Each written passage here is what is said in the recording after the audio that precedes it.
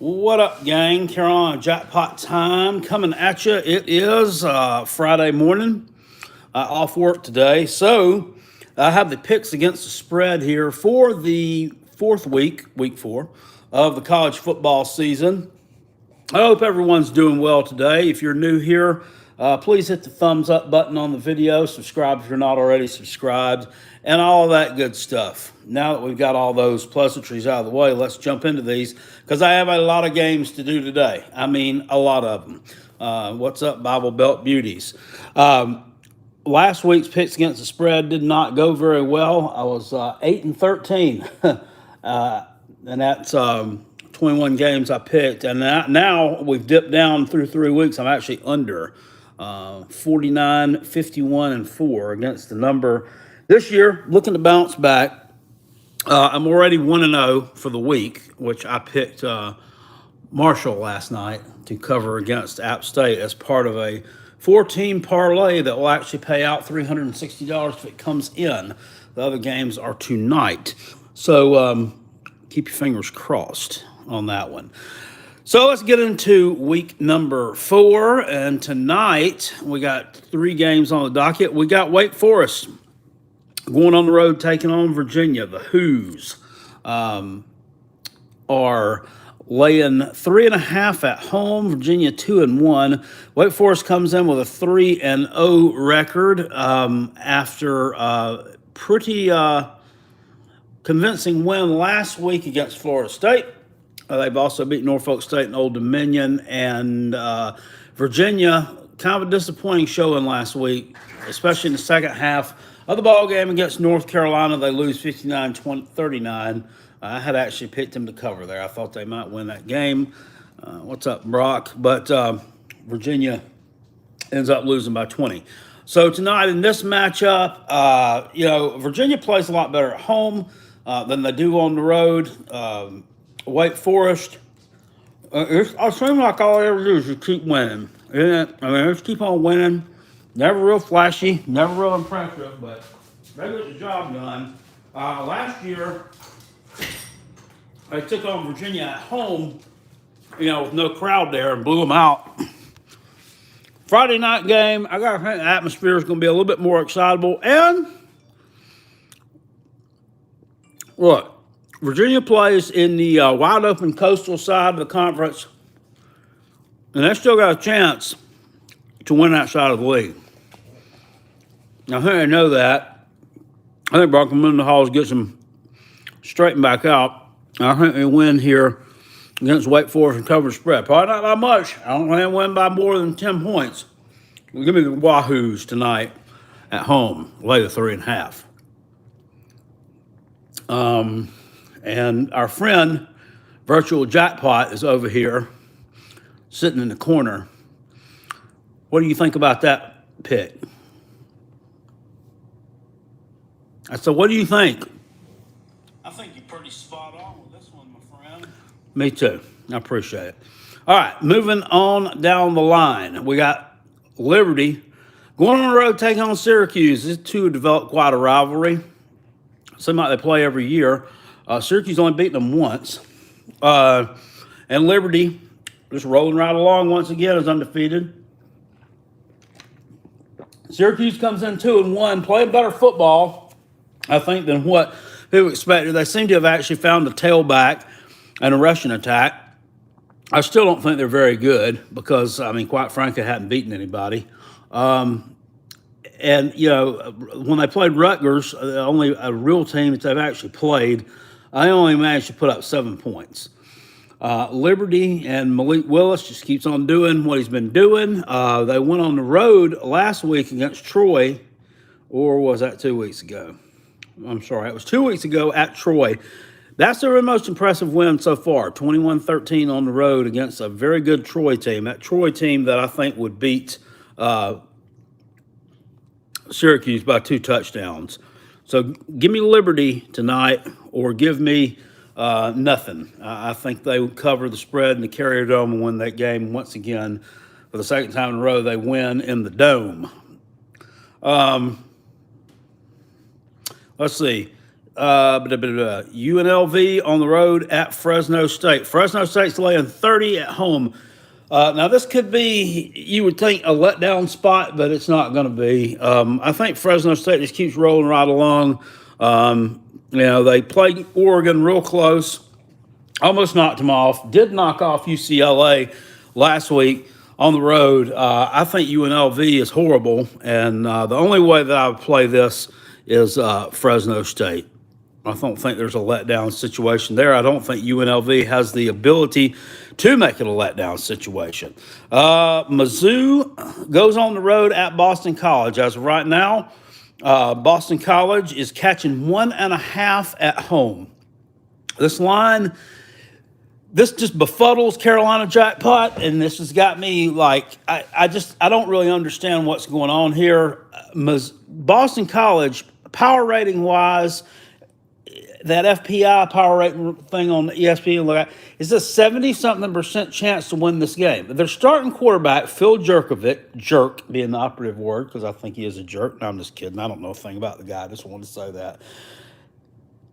Is out. So they're going with a backup, something named Grossel. Now, I don't think this guy is very good. And Missouri, I mean, we know they can, Connor Bedazzled Dick can throw the ball all over the damn ball yard. I mean, he can.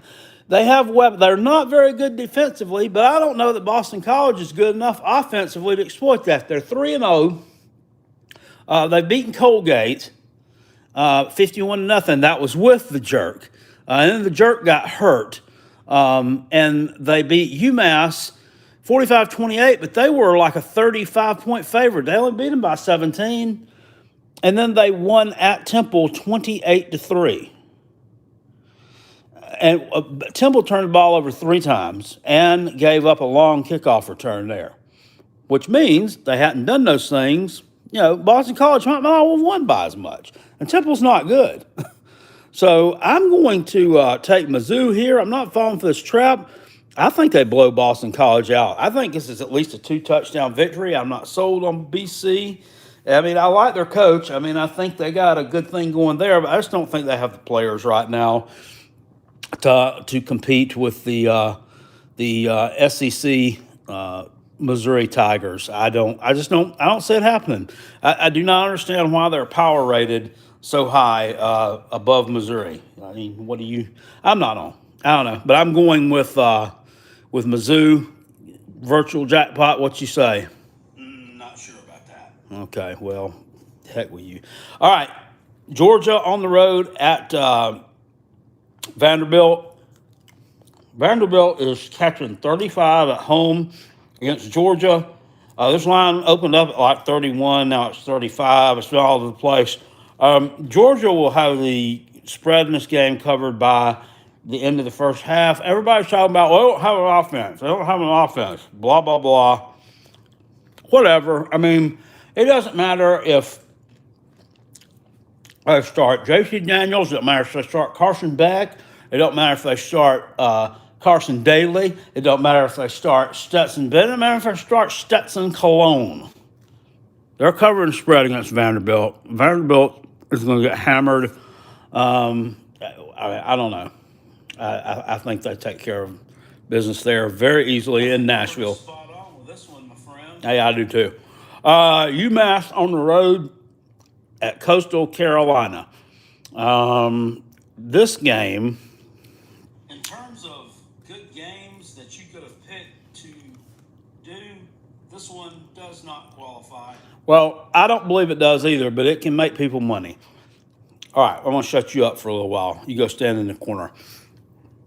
UMass has actually covered the spread the past 2 weeks against that Boston College team that we just talked about. They also covered the spread against Eastern Michigan a couple of weeks ago after getting blown up by Pitt. Their quarterback can actually completing about 50% of his passes.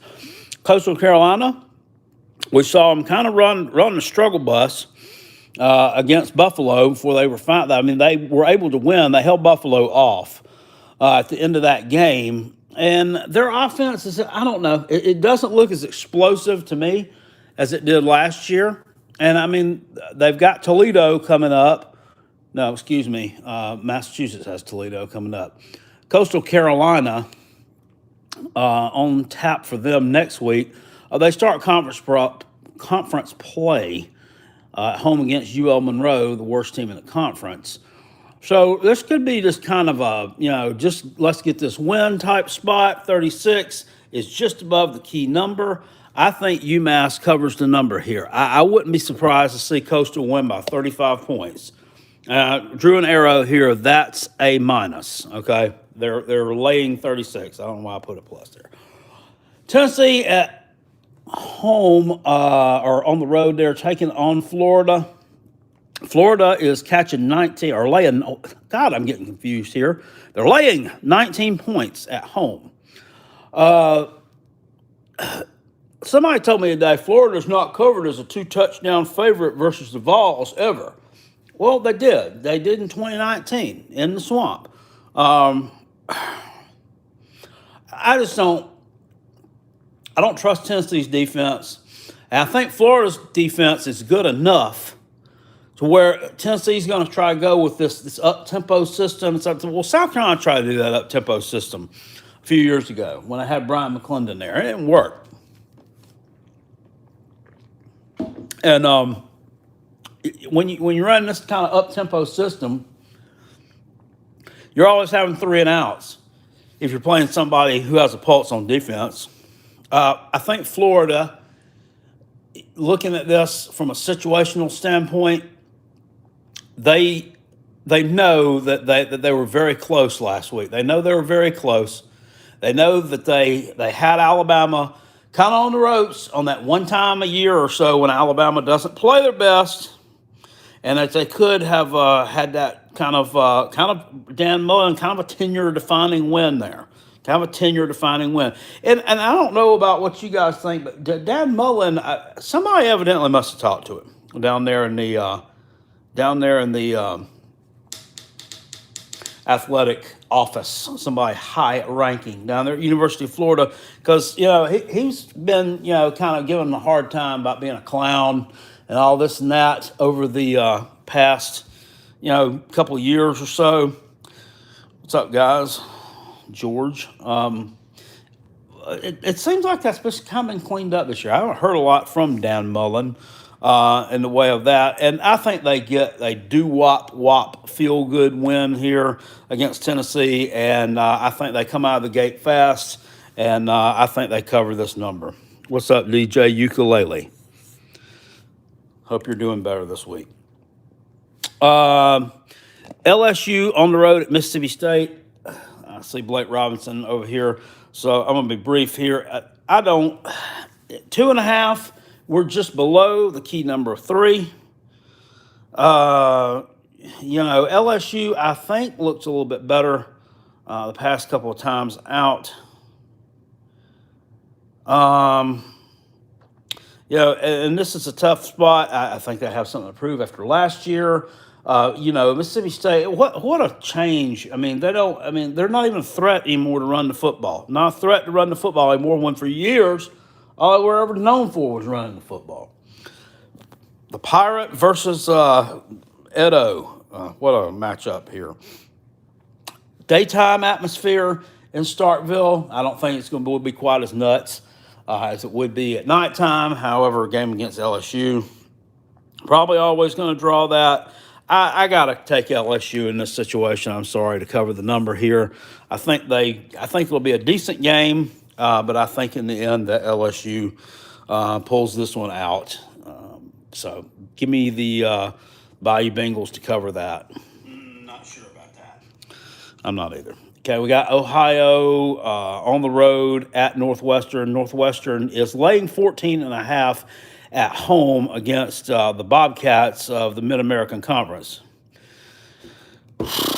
This is In terms of good games that you could have picked to do, this one does not qualify. No, it doesn't. Northwestern's coming off a loss to Duke, which they almost came back and won. And their quarterback, Hunter Johnson, the Clemson transfer, looked like absolute hammered doo-doo. Guy threw 3 interceptions against Duke, no touchdowns. Then Ryan Helinski came off the bench, former South Carolina player. He looked like absolute hammered doo-doo. He went 2 for 7. He may or may not have thrown a pick. I'm not sure. Might as well have. with a 2-for-7 stat line. And then the third string quarterback almost led them to a win. But Northwestern is not good when they are favored. They're just not. The Northwestern plays better when they're an underdog. They don't have the Jimmies or the Joes this year to do either one very well. So I'm going to take Ohio to cover this matchup, cover the spread here in this matchup of two terrible teams. Give me the Bobcats on the road to cover against Northwestern. Not sure about that. SMU on the road at TCU. This is called the Battle for the Iron Skillet. And I think TCU is probably the more talented of the two teams, will probably play defense a little bit better than what SMU will. Coming out of the gate, I was not impressed with TCU not being able to really cover the spread against California out there at home a couple weeks ago. That kind of concerned me a little bit. I don't think Cal's a very good team. I do think TCU kind of gets it together this week a little bit better, but both these teams come in here undefeated. TCU's actually coming off of a week off, so I still don't know whether that's going to have an effect on this one or not. I'm going to go with my gut here, and I'm going to roll with the Road Mustangs to cover the spread in this ball game as 9.5-point underdogs. I think that line's just a little bit too large, and I don't think there's that much separation between these two. Notre Dame on the road at Wisconsin. Wisconsin is a 6.5-point favorite. This game will be played at Soldier Field, home of the Chicago Bears, and actually is really not that far from Wisconsin. As the crow flies there, geography-wise, probably about a 50-50 crowd. And I think Wisconsin's just a better team than Notre Dame. Notre Dame is, not that they've been lucky, but they've just been barely scraping by. And the way we've seen Florida State play the past couple of weeks, that near loss to Florida State in week 1 is really looking bad on their resume. They gave a ton of rushing yards to Florida State. They let Purdue hang around, and Purdue's not a very good team either. And if Toledo had known how to manage a clock, they would have beaten them. This is a Toledo team that went out and got their doo-doo smashed in by Colorado State last week. I'm just kind of looking. These transitive properties don't really always work. But, it just kind of gives you an idea of what a team's got going on. Just kind of gives you an idea of what they got going on. And I don't think Notre Dame is very effective at stopping the run. I know Wisconsin's going to run the football. Ches Malusi has been quite the surprise. I used to make fun of this guy when he was at Clemson because, it just made no sense to me. While they had an Italian guy in the dark hillbilly corner of the upstate of South Carolina playing running back, but they did. He transferred. His transfer portal. There's something wrong with the running back situation at Clemson too, by the way. Why is it? What's up, Johnny Red Dot? Why is it the Italian transferred out, went to Wisconsin, and then Lynn J. Dixon transfers out, and he's going to go God only knows where.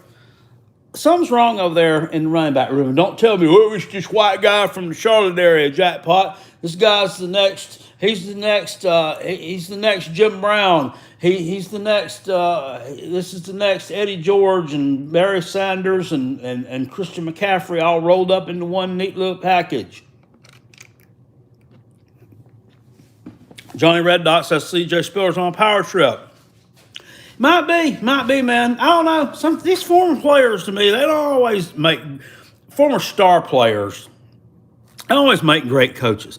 All these coaches were former players at some point. But most of them, you never heard about them playing in college because it wasn't very good because they were sitting back learning.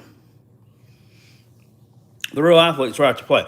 Anyway, Ches Malusi, good running game, Wisconsin. I think they cover this number, but I wouldn't mess with it if it was much higher than this.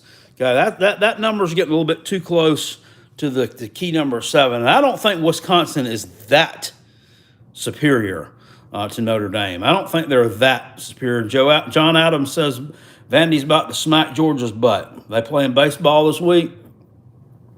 Seriously. San Jose State is on the road, and they are taking on the Western Michigan Broncos, who came off of a win against Pitt last week, 44-41. It was like double overtime, I think it went to, maybe triple overtime. Anyway, they knock off Pitt. San Jose State has to travel all the way across the country to take on, well, halfway across the country to take on the Mid-American team. This is a weird spot. And they played Hawaii last week, too. So you talk about some road warriors. The Spartans are definitely going to be road warriors. If anybody can do it, they can. I think they get out of their shell a little bit this week. They haven't exactly put the kind of numbers up this year that we would have thought they would have. They didn't look great against Southern Cal in a matchup where a lot of people took San Jose State to cover. I didn't take them to cover there. I thought that that USC would win that game. Now we saw Clay Helton get fired a little bit later, but at any rate, I just think here that I have a feeling that San Jose State is the more talented of the two. I saw Western Michigan get absolutely blown out by Michigan a couple of weeks ago, and I think that I see San Jose cover the number here in this matchup. This is not exactly a matchup of two juggernauts. They're both decent, okay? They just don't have big names. All right, Washington State on the road at Utah. Utah is laying 15 at home against a terrible Washington State team. Washington State actually jumped out in front of USC last week, 14-0, before they absolutely got obliterated. From that point on, they got a second-year coach there. Utah has not looked like themselves this year. I think they had a little bit of quarterback controversy there. I think they had a little bit of unrest in the locker room. Well, Charlie Brewer transferred out this week. He was the transfer guy from Baylor there. Johnny Red Dot, thank you for the super chat. I appreciate that. I don't think that he was very good. I don't think he's probably very good for a locker room. This guy just transferred in from Baylor, and he's there for a cup of coffee, and he transfers out again. So this guy's got 9 lives, ain't he? It seems to me like this guy's been around so long. He's playing back in the 80s. I know he hadn't been, but it just seems that way. So I think they get the locker room together. I think that they have their starting quarterback. They have their leader in Cam Rising. And I think Utah covers the spread here. And I think they take care of business against Washington State and blow them out. Washington State's not very good.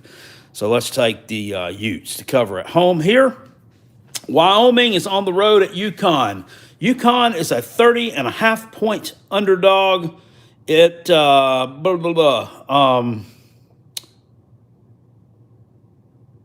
Home. This game, UConn actually covered a spread last week against Army, a backdoor cover, but they did. Now they've went with a youth movement. They benched their quarterback. They benched the receivers. They're going with some kind of a crazy youth movement. Their coaches done quit. And Wyoming. Now what you'll see here. All right. Jackpot, you was on Uncle Lou live stream. Yeah, I chatted on it yesterday. I didn't see much of it, though. Wyoming on the road at UConn. Anyway, a lot of times when these teams, the more talented team, which is Wyoming, 3-0, when they travel to play teams like this, a lot of times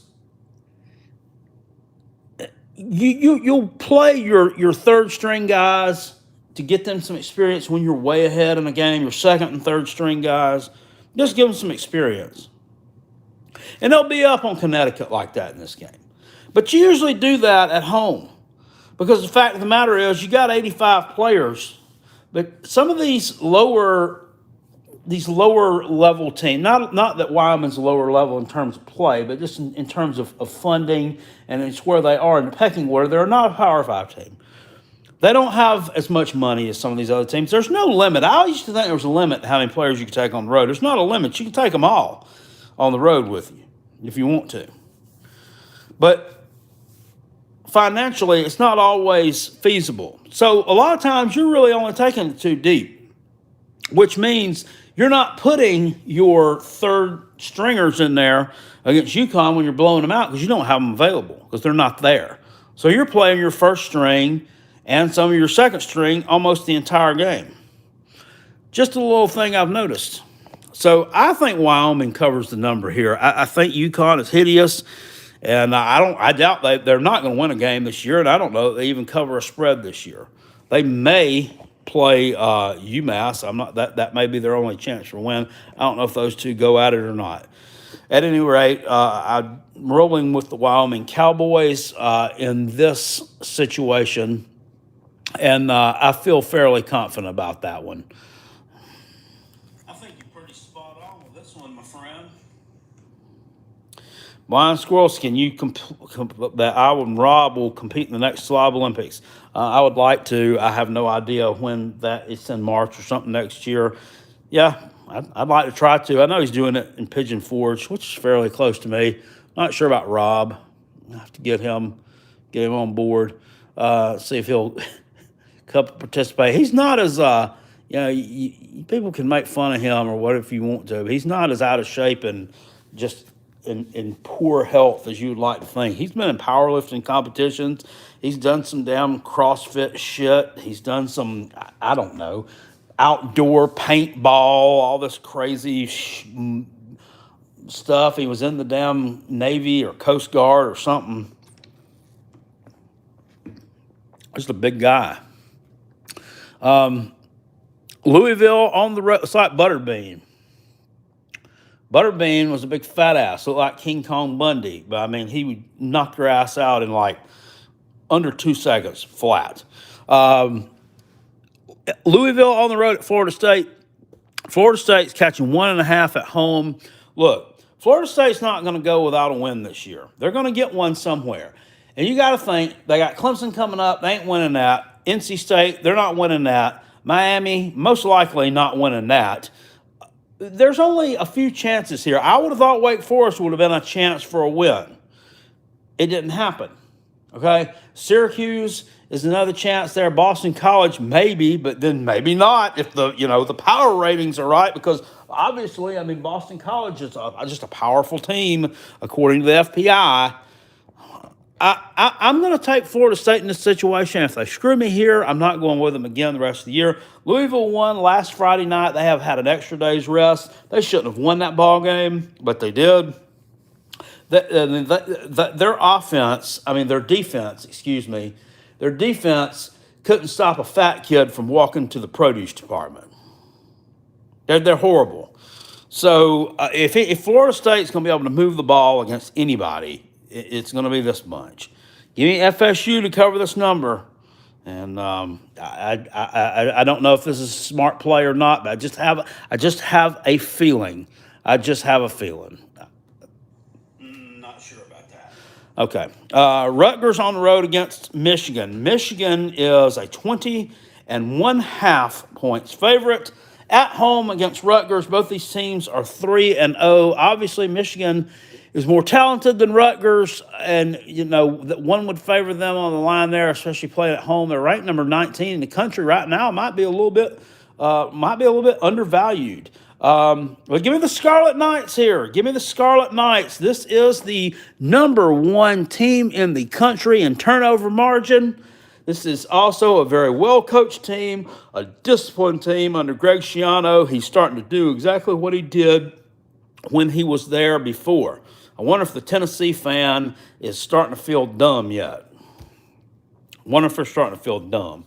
And what I'm saying is back in 2017 in December, they absolutely threw a hissy fit. They were burning down, it was burning down Arby's, throwing furniture out of windows and everything else. They want Greg Schiano as the head coach there. Oh, because he was at Penn State when Jerry Sandusky was there, and he's spawn of Satan. Blah blah blah. What a bunch of shit. Like they're just the bastion of Christianity up there or something. Give me a break.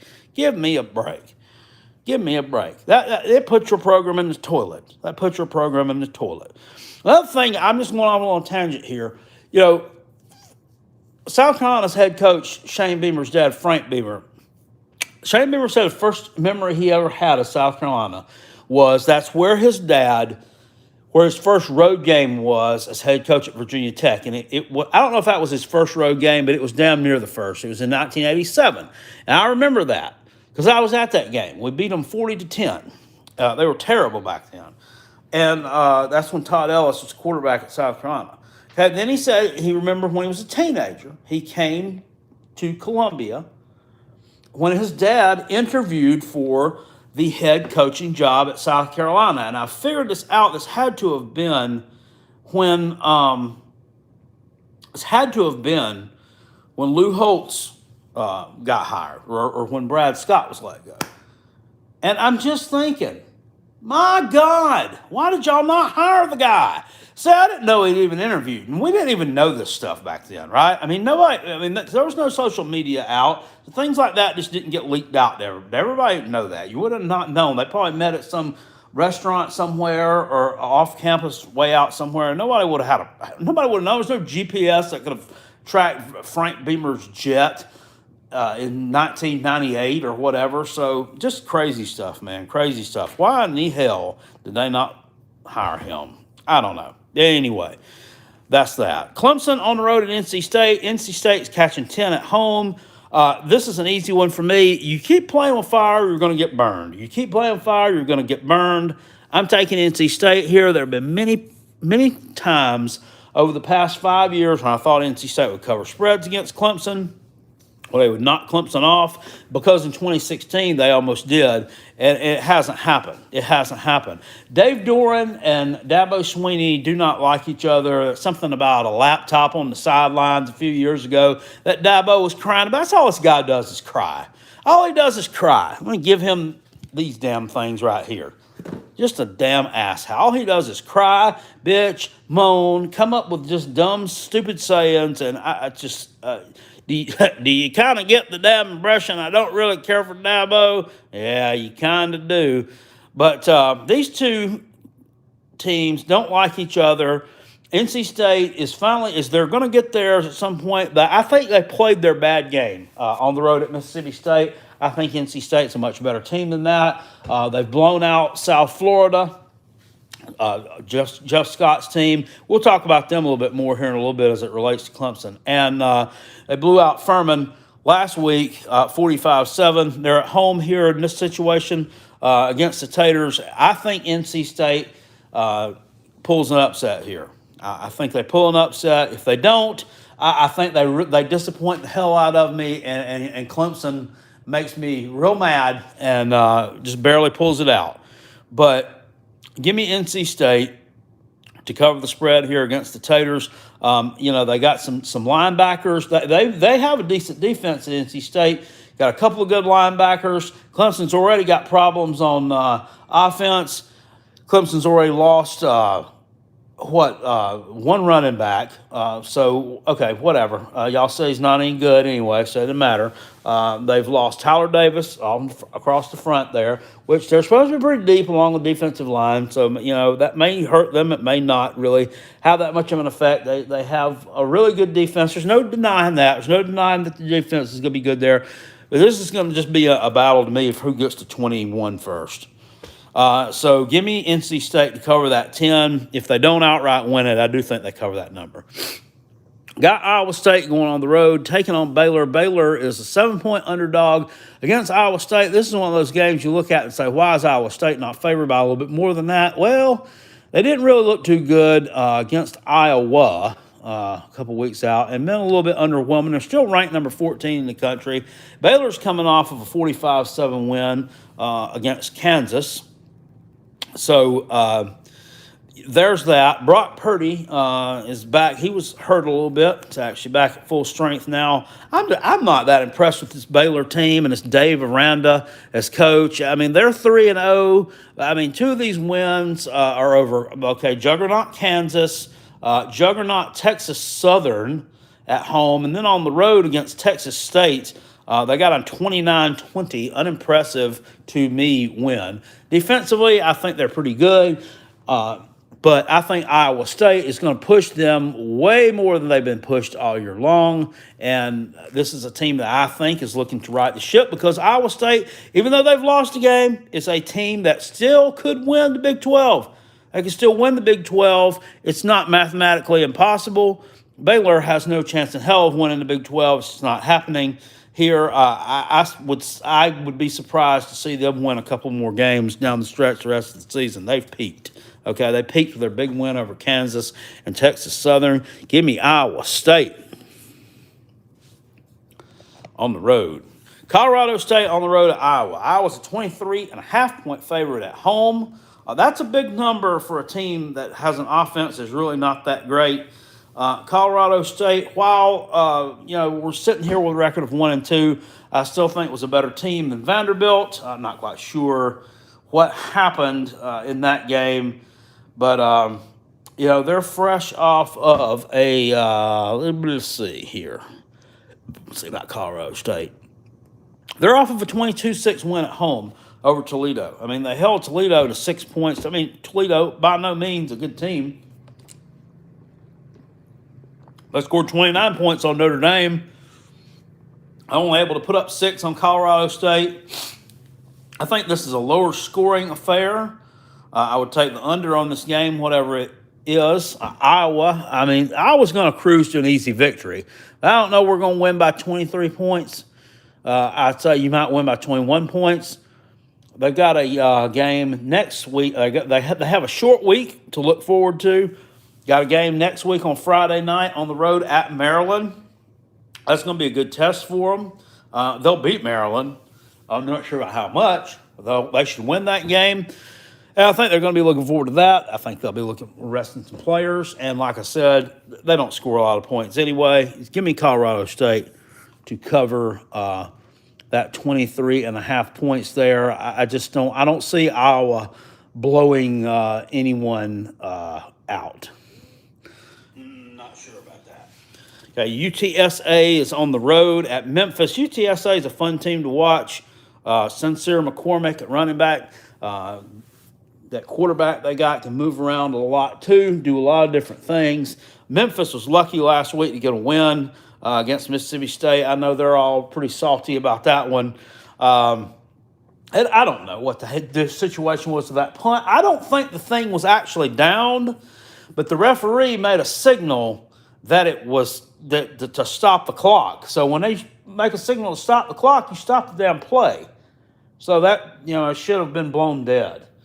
But anyway, we all saw what happened there. Memphis won. I lost a little bit of, I like $20 on that one. And, yeah. So I think UTSA will come in here knowing that. They know they can get a win here. I think this is a special team. I think they could make a run in Conference USA. I'm going to go out on a limb with this one. I am going to go out on a limb with this one. Memphis has won 17 games in a row at home. 17 in a row.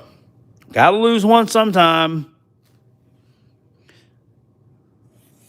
I'm taking UTSA right there in that situation.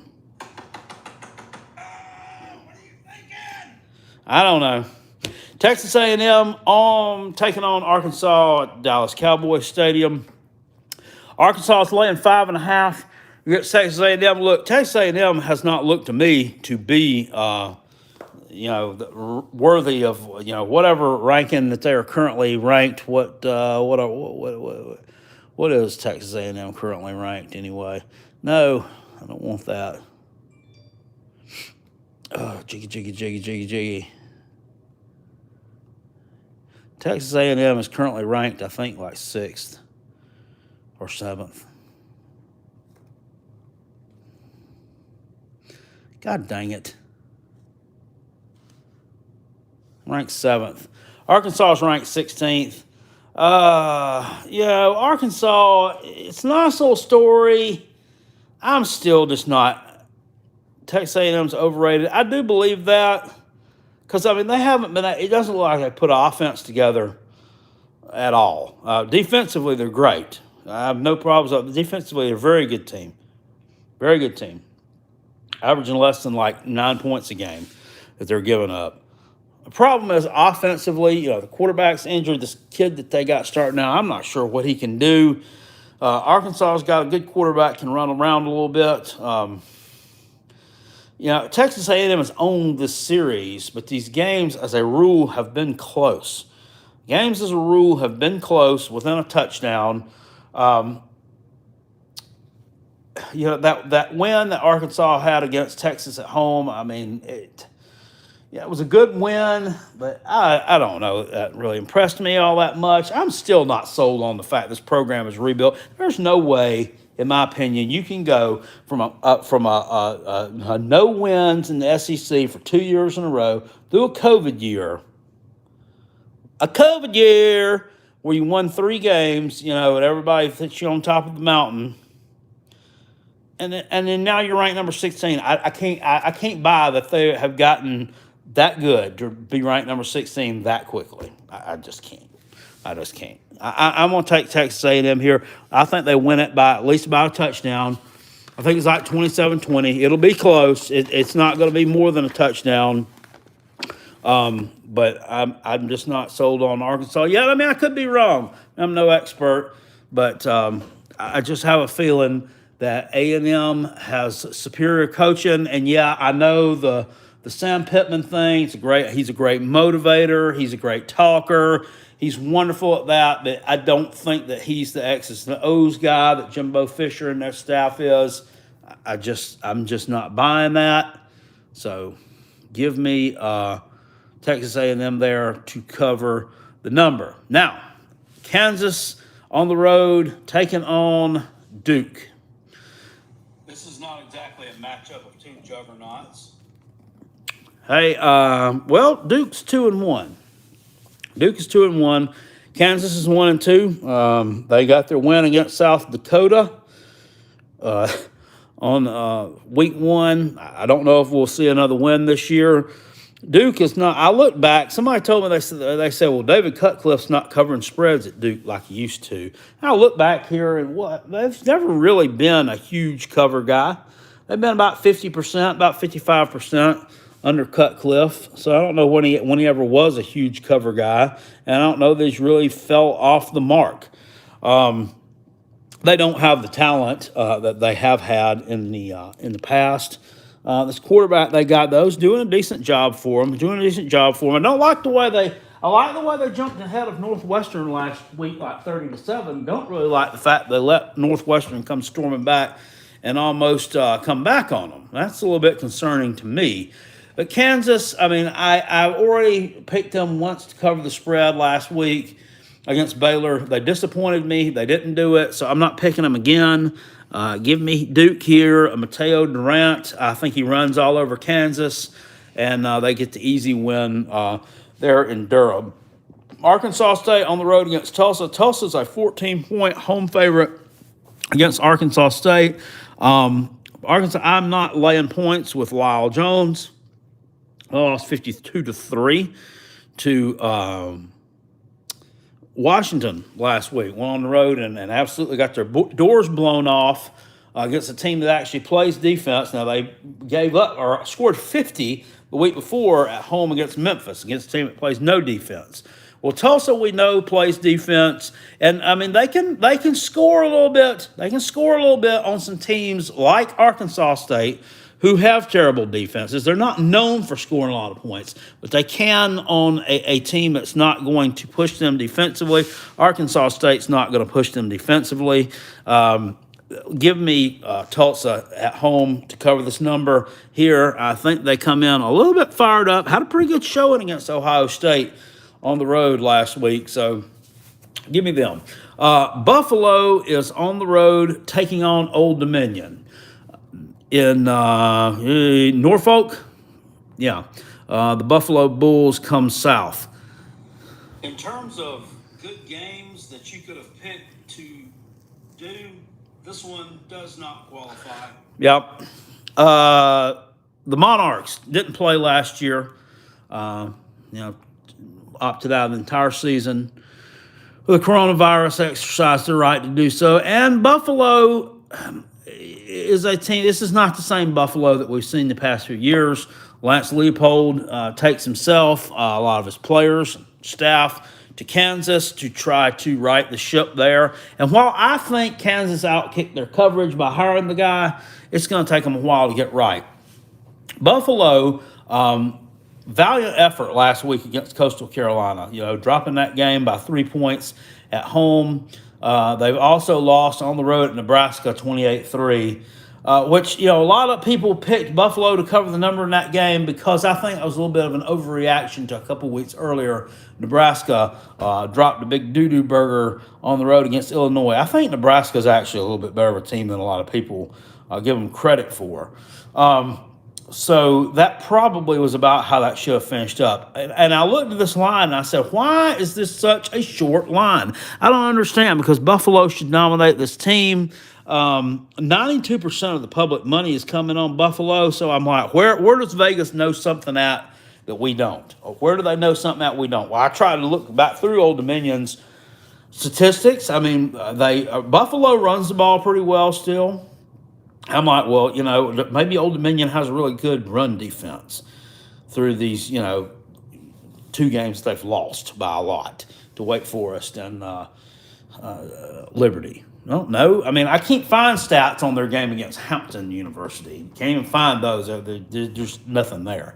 So I don't know. I have no idea why this is a shorter line. I would think this would be at least 21-point line here. Old Dominion's terrible. So I'm going to go with the public, and I'm going to roll with Buffalo to cover that 13.5. I think Vegas is trying to play a trick on somebody here, and I guess I'll fall for it because I don't know why Old Dominion's line is a little bit shorter there than what I would expect. So give me the Bulls in this one. Not sure about that. UCLA is on the road at Stanford. Stanford is a 4.5-point underdog at home, and this is going to be by Lock, stock, and two smoking barrels. Yes, sir. Stanford has a ton of injuries. They come off a 41-23 win on the road against Vanderbilt. They have a ton of injuries.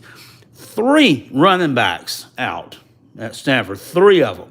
They're left with 1 guy basically to run the football there. That's not good. And we know UCLA is going to run that football. UCLA is coming off of a surprising loss to Fresno State. So you got to say, how does Chip Kelly normally react when his team is ranked and he's coming off of a loss against a team that wasn't ranked? Well, thing is, we don't know. He ain't never been ranked at UCLA. And it's been 1,000,000 years ago since he coached at Oregon. So I don't know. This is one of those classic situations, Pac-12, doing Pac-12 things, situations where I think some people would go with Stanford here. It's not knowing about those injuries. Stanford also got a couple of injured defensive backs, too. Got 70% of the money, though, is actually coming in on UCLA. So I'm taking UCLA, and I'm 4.5 points here. I think they dispose of Stanford with ease. Nebraska on the road at Michigan State. Michigan State catching or laying 5 at home. This is going to be a physical game. Michigan State did well last week on the road at Miami against the dual threat De'Aaron King here. Got the dual threat Taylor Martinez coming into East Lansing, and I didn't think I would say this, but I think that Taylor Martinez is probably a better quarterback than De'Aaron King is. This guy does not look good at all. This is going to be a physical game. It's going to be a hard-hitting game. These teams don't like each other, and Nebraska, to me, looks a lot better than what they were thought to have. I think there was a little bit of an overreaction there to that loss to Illinois to start the season off with. But give Michigan State here to cover this one. I think they'll win this one by 7 to 10 points. And Nebraska will take a hard-fought loss to drop to 2-3. But I do think the program's improving, and I think they're better than what a lot of folks are giving them credit for. Kentucky Wildcats on the road taking on the Gamecocks. Gamecocks catching 5 points at home against Kentucky. Look, this is a matchup which is near and dear to my heart. This is not exactly a matchup of 2 juggernauts. Blake Robinson says Nebraska has a horrible coaching staff. You could make the argument for that.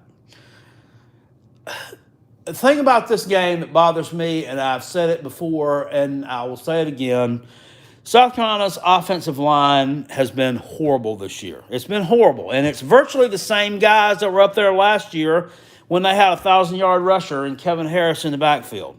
I think it's coaching. I think the offensive line coach that South Carolina lost to Kentucky, Eric Wolford, is a person that Shane Beamer should have tried to keep on his staff instead of hiring that jerk from Tennessee that he brought in that didn't last for a couple. That guy wasn't even there long enough to get a post office box. So now he's at Kentucky.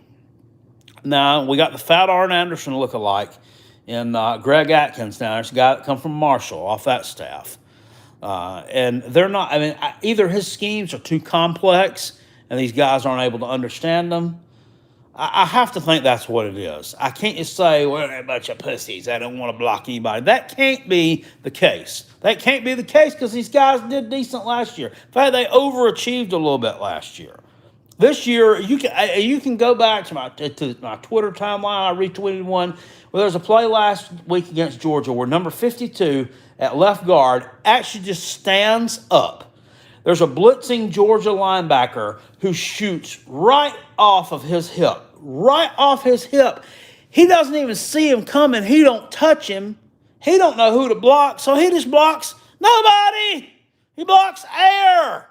And Luke Doty almost gets killed as soon as he gets rid of the football.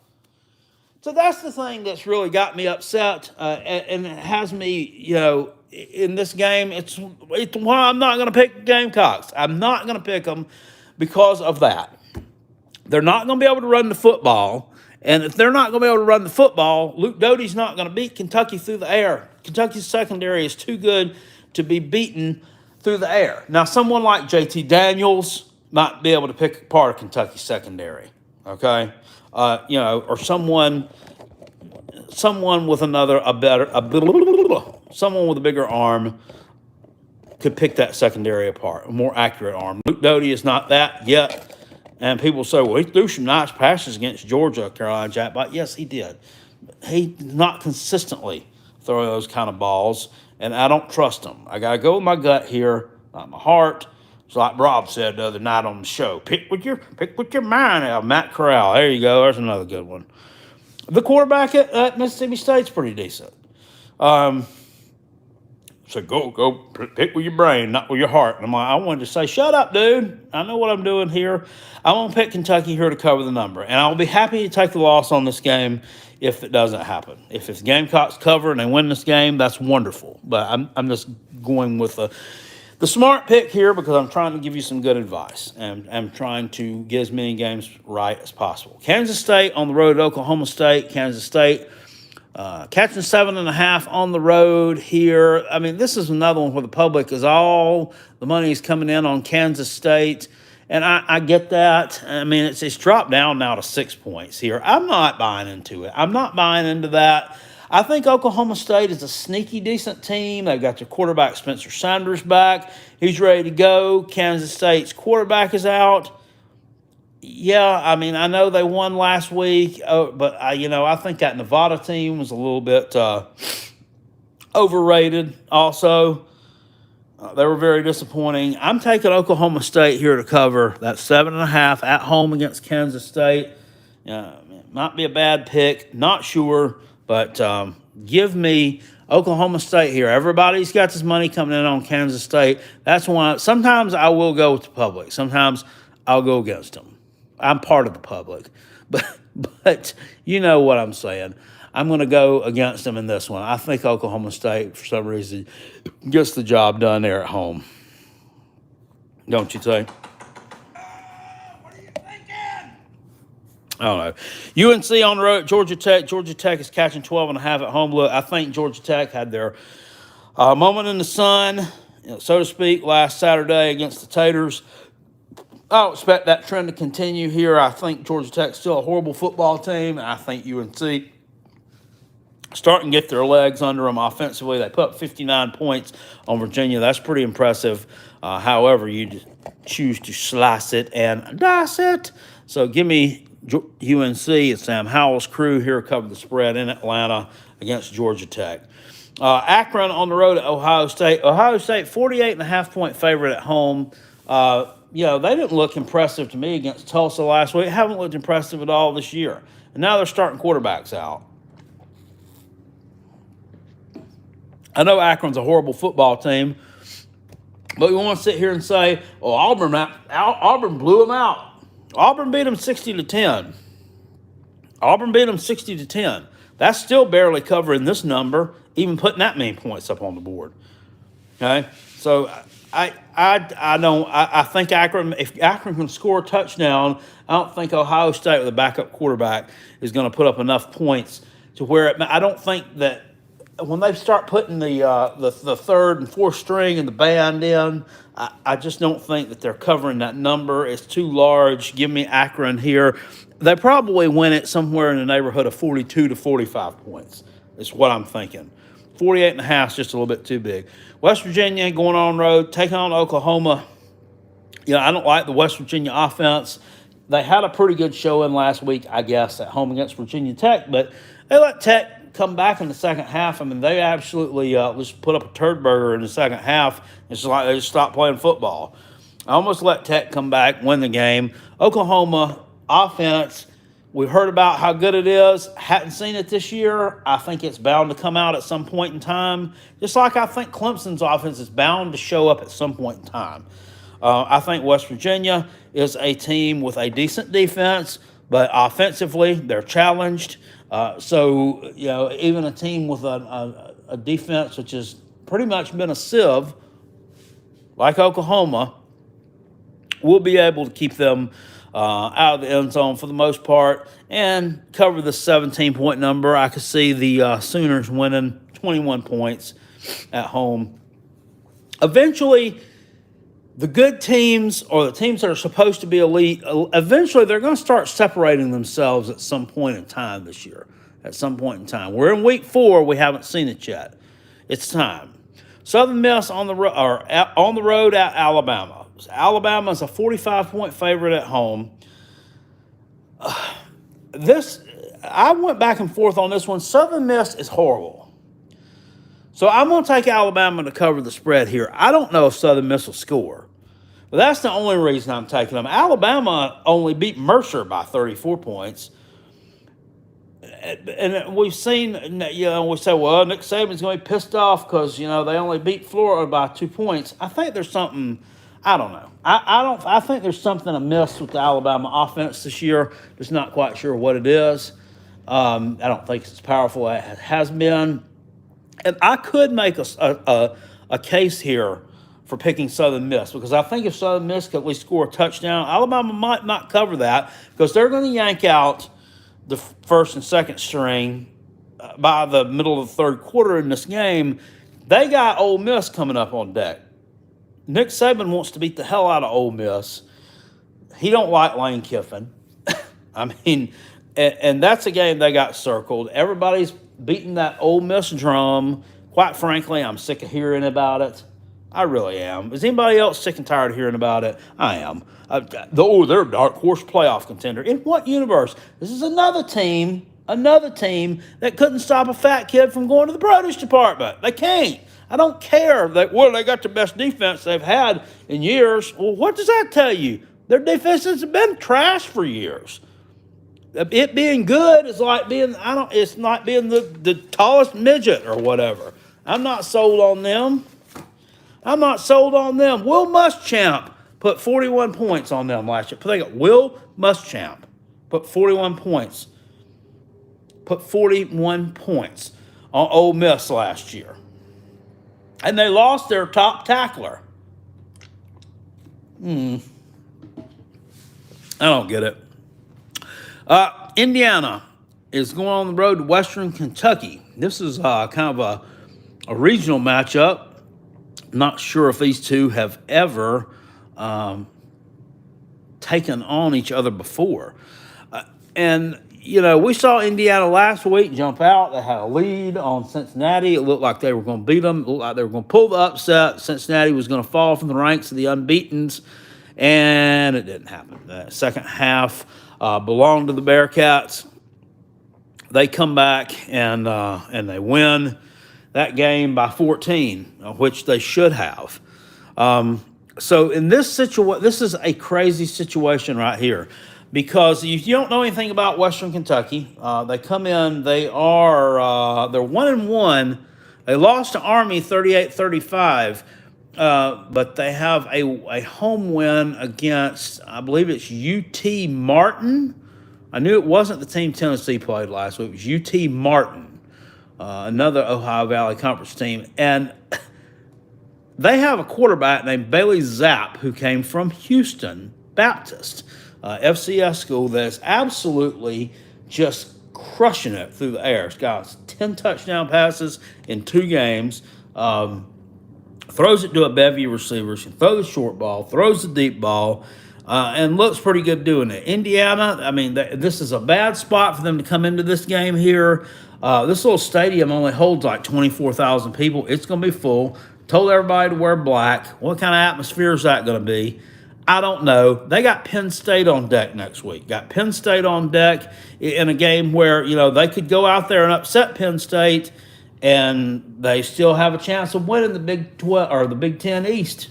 They could upset Penn State on the road. Probably not very likely to happen, but it's not out of the realm of possibility. This is a trap game situation. Western Kentucky is a decent team. Defensively, they're decent.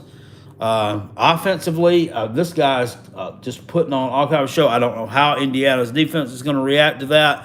I'm going to take Western Kentucky here. These short home underdogs have been performing pretty well. I'm going to take Western Kentucky to cover the spread in that game. This one's going to be a lot closer to a nightmare than to comfort for Indiana and Michael Penix. I think you're pretty spot on with this one, my friend. Cal on the road at Washington. Washington is laying 7.5 points at home. 2018-2019, Cal is out. They didn't play last year. Cal goes on the road, takes on Washington when they're ranked number 14 and 15, respectively. And Cal covered both times. 7.5 points, not a lot. I'm still on the fence with Washington, but they had a good offensive showing last week, albeit it was against Butch Jones's team. Cal's another one of these teams that they're just hard to figure out. It's one of those, I call them a wet fart. They're not exciting, not fun to watch. I mean, you really don't know what you're going to get with them. I would take Cal to cover the number here just because the rivalry's been close, but I think Washington has a little something to prove here. They went on the road, got that ass tapped by Michigan, but they're still in a situation where they could make some noise in their own conference. So give me Washington here at home to cover against the Cal Golden Bears. South Florida on the road at BYU. BYU is a 23-point favorite at home. BYU comes in 3-0. This might be one of the most underrated teams in college football. All 3 of their wins have come against teams from the Pac-12 South, Arizona, Arizona State, and Utah. They won the Holy War against Utah, which is their rival. Everybody thought, when Zach Wilson leaves, there's going to be a lot of drop-off there with BYU. No, it's not. I mean, they just kept on winning. They just kept on winning football games. And South Florida, look, you Tater fans, you want to sit there and say, Tony Elliott, he's the reason why this offense sucks shit. We need Jeff Scott back. Have you seen how South Florida's offense is performing? Got shut out against NC State. Shut out. Put up 20 points against Florida. Whoopie-de-doo. And then last week, you're only able to score 38 points and win by 3 touchdowns against an FCS Florida A&M. Okay? It ain't Tony Elliott's fault. But y'all want to blame it on somebody, so you got to blame it on him. I think BYU flexes some muscle here. Shows the folks why they should be ranked a little bit higher than what